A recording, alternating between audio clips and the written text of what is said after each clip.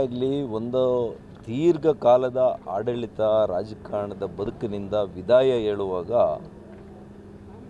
ವಿರೋಧ ಇದ್ದರೂ ಕೂಡ ಅದೇನು ಸಂತೋಷ ಪಡುವಂಥ ಕ್ಷಣ ಅಲ್ಲ. ಖಂಡಿತವಾಗಿಯೂ ಕೂಡ ನಾವು ಏನು ಪ್ರಶ್ನೆ ಕೇಳಬೇಕು ಅಂತಂದರೆ, ಅವರು ಇಷ್ಟು ದೀರ್ಘಾವಧಿಯಲ್ಲಿ ಅವರು ಮಾಡಿದಂಥ ಕೆಲಸ ತೃಪ್ತಿ ತಂದಿದೆಯಾ, ಸಮಾಧಾನ ತಂದಿದೆಯಾ ಅಂತ ಕೇಳಿದಾಗ ಎಲ್ಲೋ ಒಂದು ಕಡೆ ಭಾಳಷ್ಟು ಹಿರಿಯ ನಾಯಕರುಗಳು ಏನೆಲ್ಲ ಈ ರಾಜ್ಯದಲ್ಲಿ ಅವರು ಸೇವೆ ಮಾಡಿದ್ದಾರೆ, ಅವರ ಸಾಲಿನಲ್ಲಿ ಮಾನ್ಯ ಸಿದ್ದರಾಮಯ್ಯನವರು ನಿಂತು ಅವರು ಕೂಡ ಈ ರಾಜ್ಯಕ್ಕೆ ದೊಡ್ಡ ರೀತಿಯ ಕೊಡುಗೆ ಕೊಟ್ಟಿದ್ದಾರೆ. ಪರಿಶಿಷ್ಟ ವರ್ಗ, ಪರಿಶಿಷ್ಟ ಜಾತಿ, ಈ ರೀತಿಯ ಶೋಷಿತ ವರ್ಗಗಳಿಗೆ ಸಮಾನತೆಗೆ, ಸಾಮಾಜಿಕ ನ್ಯಾಯಕ್ಕೆ ಅನೇಕ ರೀತಿಯಲ್ಲಿ ಕಾರ್ಯಕ್ರಮಗಳನ್ನು ಕೊಟ್ಟಿದ್ದಾರೆ. ಕಾಂಗ್ರೆಸ್ ನಾನೇನು ಅಪೇಕ್ಷೆ ಪಡಲ್ಲ. ಯಾಕೆಂದರೆ ನಾನು BJPಯಲ್ಲಿರೋನು. ಮಾನ್ಯ ರಾಹುಲ್ ಗಾಂಧಿಯವರು, ಮಾನ್ಯ DK ಶಿವಕುಮಾರ್ ಅವರು, ಇವರೆಲ್ಲ ಯಾವ ರೀತಿ ಅಪೇಕ್ಷೆ ಪಡ್ತಾರೆ ಮತ್ತು ಅವ್ರ ಮನಸ್ಸಿನಲ್ಲಿ ಏನಿದೆ ಅಂತ ನನಗೆ ಗೊತ್ತಿಲ್ವಲ್ಲ. ಸಿದ್ದರಾಮಯ್ಯವ್ರ ಮನಸ್ಸಲ್ಲಿ ಅದು ಕಷ್ಟ ಹೇಳೋದು, ಪಕ್ಕದಲ್ಲಿರೋನಿಗೂ ಗೊತ್ತಾಗಲ್ಲ. ನಾನು ಅವ್ರ ಜೊತೆ ಭಾಳ ಸಖ್ಯ ಇದ್ದಂಥವನು. ಹಾಗಾಗಿ ಅವರು ರಾಜ್ಯ ರಾಜಕಾರಣದಲ್ಲೇ ನಾನು ಮುಂದುವರಿತೀನಿ ಅಂತ ಹೇಳಿರೋದೇ ಒಂದು ರೀತಿಯಲ್ಲಿ ಮಾನ್ಯ DK ಶಿವಕುಮಾರ್ ಅವರ ಆಡಳಿತಕ್ಕೆ ಒಂದು ಎಚ್ಚರಿಕೆ ಗಂಟೆ ಅಂತ ನನಗನ್ನಿಸ್ತದೆ. ಅದು ಸುಲಭ ಇಲ್ಲ. ಮಾನ್ಯ ಸಿದ್ದರಾಮಯ್ಯವ್ರನ್ನ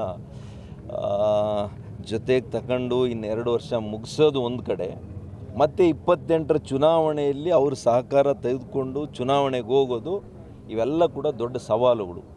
ಎಲ್ಲದಕ್ಕಿಂತ ದೊಡ್ಡ ಸವಾಲು ಈಗ ಮಾನ್ಯ DK ಶಿವಕುಮಾರ್ ಅವ್ರಿಗೆ ಫಸ್ಟ್ ಅವರು ಎಕ್ಸ್ಪ್ಯಾನ್ಷನ್ ಮಾಡ್ತಾರಲ್ಲ ಕ್ಯಾಬಿನೆಟ್ಟು, ಆಗ ಎಷ್ಟು ಪ್ರೆಷರ್ಸು, ಎಷ್ಟು ಒತ್ತಡಗಳಿರುತ್ತೆ ಅನ್ನೋವಂಥದ್ದು ನೋಡಬೇಕಾಗಿದೆ. ಒಟ್ಟಾರೆಯಾಗಿ DK ಶಿವಕುಮಾರ್ ಅವ್ರಿಗೂ ಕೂಡ, ಮಾನ್ಯ DK ಶಿವಕುಮಾರ್ ಅವ್ರಿಗೂ ಕೂಡ ನಾನು ಅಭಿನಂದನೆಯನ್ನು ಸಲ್ಲಿಸ್ತೀನಿ. ಅನೇಕ ವರ್ಷಗಳ ಹೋರಾಟ ಒಂದು ತಪಸ್ಸು ಥರ ಮಾಡಿದ್ದಾರೆ ಅವರು.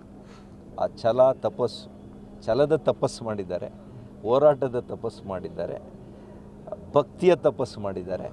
ಇವೆಲ್ಲವೂ ಕೂಡ ಅವರಿಗೆ ಸೇರಿ ಅವ್ರು ನಂಬಿರ್ತಕ್ಕಂಥ ದೇವರು ಮತ್ತು ಇತ್ತೀಚೆಗೆ ತಾನೇ ಅವ್ರ ಮೊಮ್ಮಗಳು ಕೂಡ ಜನನ ಆಗಿದೆ. ನಮ್ಮ SM ಕೃಷ್ಣರವರ ಹುಟ್ಟುಹಬ್ಬದಂದೇ ಅವ್ರ ಮೊಮ್ಮಗಳು ಕೂಡ ಹುಟ್ಟಿದ್ದಾಳೆ.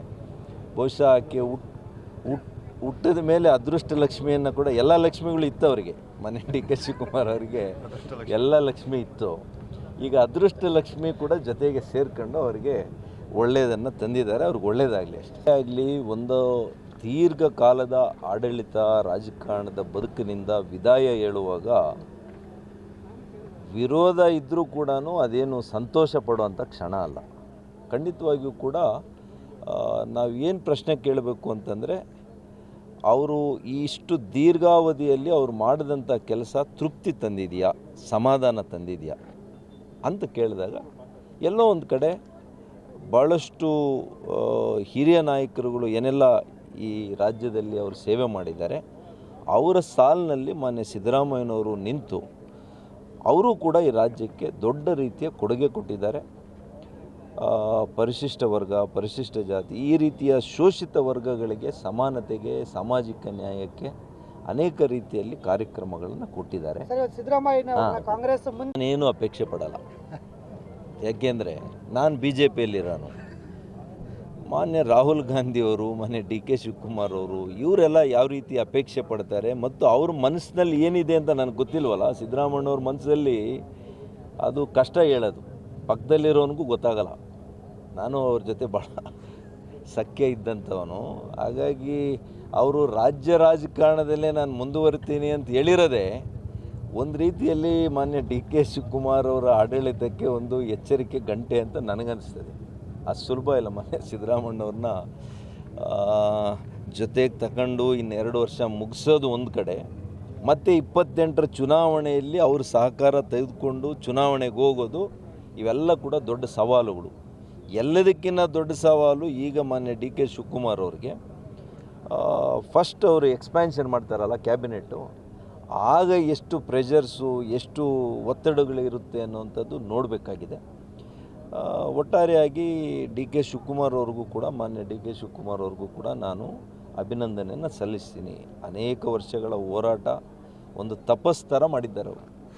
ಆ ಛಲದ ತಪಸ್ಸು ಮಾಡಿದ್ದಾರೆ, ಹೋರಾಟದ ತಪಸ್ಸು ಮಾಡಿದ್ದಾರೆ, ಭಕ್ತಿಯ ತಪಸ್ಸು ಮಾಡಿದ್ದಾರೆ. ಇವೆಲ್ಲವೂ ಕೂಡ ಅವರಿಗೆ ಸೇರಿ ಅವ್ರು ನಂಬಿರ್ತಕ್ಕಂಥ ದೇವರು ಮತ್ತು ಇತ್ತೀಚೆಗೆ ತಾನೇ ಅವ್ರ ಮೊಮ್ಮಗಳು ಕೂಡ ಜನನ ಆಗಿದೆ.